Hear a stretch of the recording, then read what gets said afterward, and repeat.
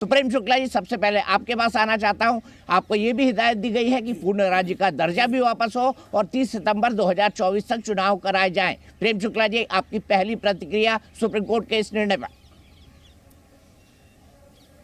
Supreme court के इस निर्णय का भारतीय जनता पार्टी स्वागत करती है। भारतीय जनता पार्टी ने आदरणीय नरेंद्र मोदी जी के नेतृत्व में अनुच्छेद 370 को संशोधित करके कश्मीर की जनता की आशाओं आकांक्षाओं की संपूर्ति की दिशा में, उसके विकास की दिशा में और देश की एकता और अखंडता की दिशा में जो ऐतिहासिक कार्य किया वो किस तरह से संवैधानिक है, या आज सुप्रीम कोर्ट के संविधान पीठ ने उस पर मुहर लगाने का काम किया है। इससे जम्मू एवं कश्मीर राष्ट्र की मुख्य धारा में उसका आना सुनिश्चित हो गया। उसकी जो भी आखिरी संवैधानिक बाधा थी वो भी समाप्त हो गई, कानूनी लड़ाई भी समाप्त हो गई और यह सिद्ध हो गया कि जो लोग अनुच्छेद 370 को स्थायी बनाने पर की जिद पर अड़े हुए थे वो असंवैधानिक कृत्य में संलिप्त थे और भारत के बंटवारे के पक्षधर थे। जम्मू एवं कश्मीर में जिस तरह से अनुच्छेद 370 के संशोधन के बाद वहां आतंकवाद पर जिस तरह से नियंत्रण हुआ है, जिस तरह से वहां घुसपैठ नियंत्रित हुई है, जिस तरह से पथराव की घटनाएं खत्म हो चुकी हैं, जिस तरह से वहां जबरदस्त निवेश का माहौल बना है, जिस तरह से लाल चौक पर आज जो है तिरंगा पूरे शान के साथ लहराता है, जिस तरह से चप्पे चप्पे पर जम्मू एवं कश्मीर में तिरंगा फहरा रहा है, वह इस बात को सिद्ध करता है कि जम्मू एवं कश्मीर के नागरिकों के अनुच्छेद 370 का जो है वो बहाली नहीं चाहते थे, बल्कि कुछ परिवार के लोग जो पाकिस्तान परस्ती के मद में चूर थे वही बारंबार जम्मू एवं कश्मीर को भारत से अलग करने की बात करके आंतरिक संप्रभुता का राग छेड़ते थे। और आज सर्वोच्च न्यायालय ने स्पष्ट रूप से कह दिया कि आंतरिक संप्रभुता जैसी कोई चीज नहीं है। जिस दिन भारत में जम्मू एवं कश्मीर का विलय हुआ वह विलय जो है समग्रता में था और जो कुछ अनुच्छेद 370 का उस समय संविधान में जो प्रावधान हुआ वो अस्थायी था, कुछ विशिष्ट कारणों से था, उसको जो है छींच कर समाप्त होना था, लेकिन तत्कालीन सरकारों की कदरता के कारण वो संभव नहीं हो पाया था। आदरणीय नरेंद्र मोदी जी ने इस अनुच्छेद 370 को संशोधित करके समग्रता में जम्मू एवं कश्मीर को भारत के अंग के रूप में स्वीकारा और जो है इसको पूरे विश्व पटल पर यह निश्चित किया कि पाकिस्तान से जम्मू एवं कश्मीर के सूत्र नहीं लेंगे, बल्कि मां भारती के अखंड अंग के रूप में जम्मू एवं कश्मीर विकसित होगा। वहां के वंचितों को, वहां के महिलाओं के जो अधिकार 70 वर्षों तक निलंबित रहे, उन अधिकारों से उनको फिर से सशक्त करने का कार्य किया गया और आगे भी किया जाता रहेगा।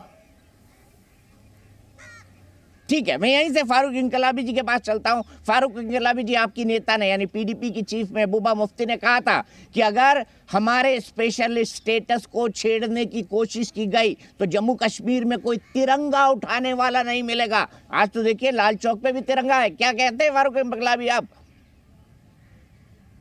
देखिए, मैं आपसे सिर्फ एक ही बात कहना चाहूंगा कि सरकार भी तुम्हारी, अदालत भी तुम्हारी, कलम भी तुम्हारा, जो चाहे लिख दो, अखबार भी तुम्हारा, मगर एक बात याद रखना, अगर तुम फिरौन हो तो मूसा भी जरूर आएंगे।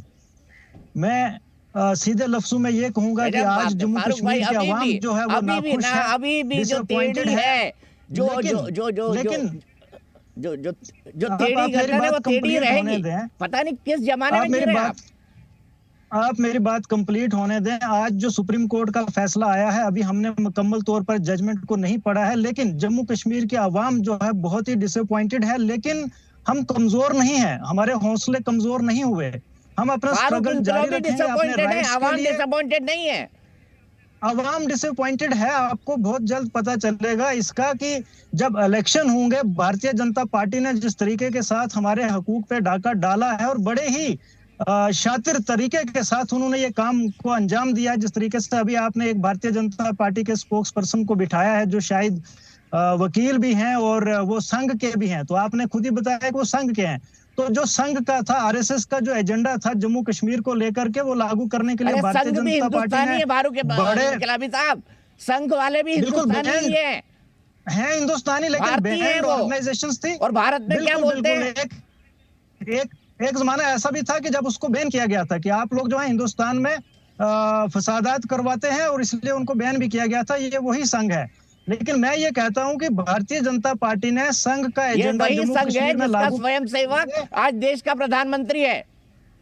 चलो कोई नहीं, प्रधानमंत्री आज वो है, कल कोई और होगा। ये डेमोक्रेसी है, हिंदुस्तान है, इसमें मौका मिलता है, लोग मौका देते हैं और यही लोग वापस घर में भी बिठा देते हैं, कुर्सी भी देते हैं और कुर्सी से उतार भी सकते हैं।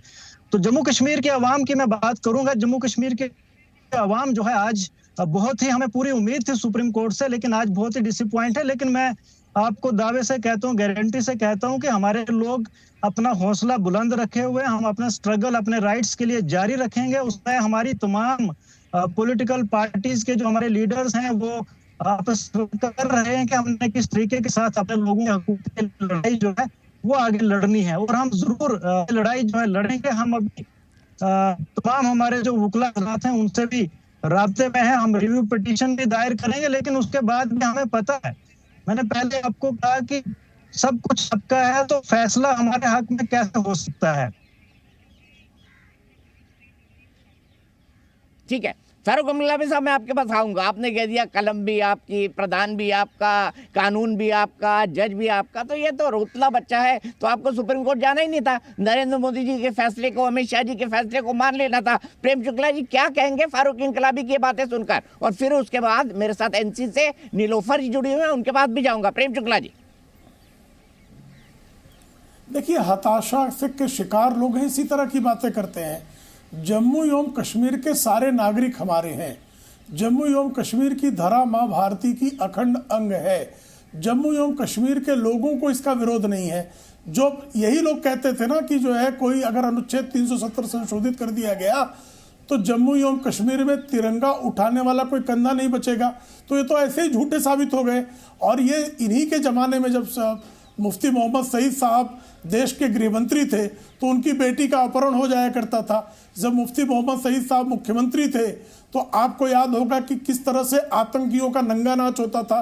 जब महबूबा मुफ्ती साहिबा जो हैं वो मुख्यमंत्री हुआ करती थी, उस जमाने में आईसिस के झंडे लाल चौक पर फहराते थे और तिरंगा ध्वज जो है जो उसको जलाया जाता था। और हर जुमे की नमाज के बाद मस्जिदों से पथराव होता था, आए दिन घुसपैठ की घटनाएं होती थी, आतंक का नंगा नाच होता था।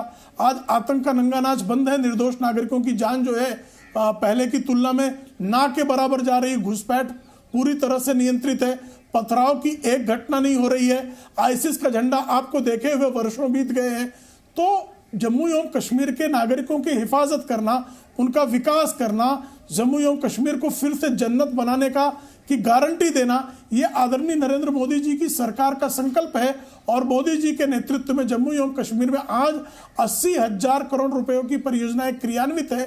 1 लाख करोड़ रुपए के वहां जो है विकास योजनाओं की जो है वो क्रियान्वयन प्रारंभ हो चुका है। ऐसे में जम्मू एवं कश्मीर को खुशहाली हमारे लिए ज्यादा महत्वपूर्ण है। कुछ परिवारों के हाथ में सत्ता के सूत्र रहे और वो पाकिस्तान से सौदे करके, आतंकवाद का नंगा नाच करके, सत्ता का स्वाद चख कर जो है वो भारत के साथ घात करते रहे, ये बर्दाश्त नहीं होगा। ये जमाना लद गया। ऐसे लोगों को जितनी जल्दी जो है भारत की अखंडता, अक्षुण्णता और भारत की विकास के साथ जितना जल्दी वो स्वीकार लें, वो उनके हित में होगा। ठीक बात। Zee News.